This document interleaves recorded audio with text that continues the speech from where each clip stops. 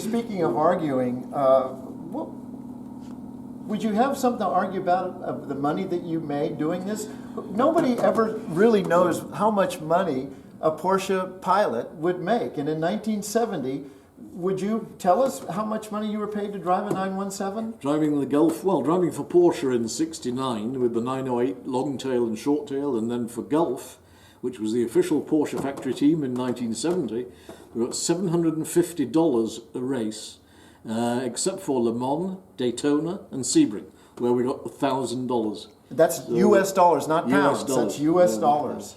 Wow. There was no money in it. Of course, in 1970, that might be more like $2,000 a day to drive one of these cars. Now, a lot of people would say someone should pay today to drive one. And I guarantee you, nobody could drive this car unless they paid the owner, whoever it would be in the future, whether it's this one with Bruce Canepa or not.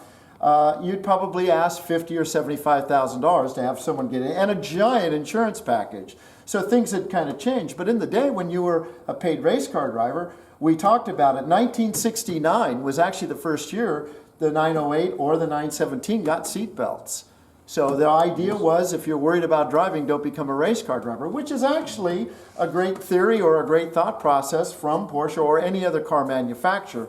But there are a lot of reasons why seat belts were probably okay than just being brave. But yes, in 1968, in my second Grand Prix in a Cooper Formula One car at Spa-Francorchamps, the right front suspension broke. I had an enormous accident and nearly lost my arm. And only half the drivers wore seatbelts in that race because the danger of fire was so great that people would rather risk being able to jump out or being thrown out rather than being stuck in the car. Oh, there you go. The theories, a lot of people that don't wear their seatbelts today say the same thing. When they see someone that actually lived from an accident where they flew out, then they say, see, if I would have worn my seatbelt, I would have died. But those odds are normally against you. Yes. You know, you need to wear your seatbelts for sure. Part of the goodness of what we're talking about.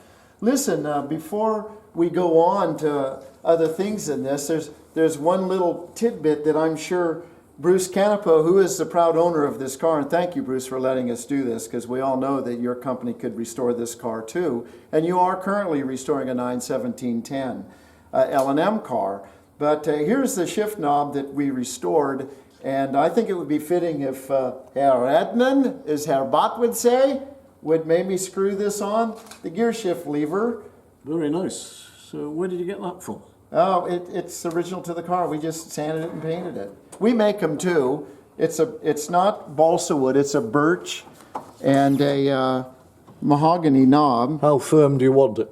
Just give her a good one there. Look at that. So that's official. Brian Redman just installed the original wooden lightweight knob. Thank you for that, Mr. Redman. A great pleasure. Thank you. Bruce, thanks you too for coming and doing this. Well, you can see I've taped this pin on the door here, and I asked permission from Bruce, if you would be so kind, to maybe sign a few words of wisdom here from 1970, because you still were the last guy to drive this Golf car in the rain. So are you going to film me trying to get out? No, we won't do that because it was difficult in the day. But of course, I bet if this car were on fire, you'd see him flying out of it.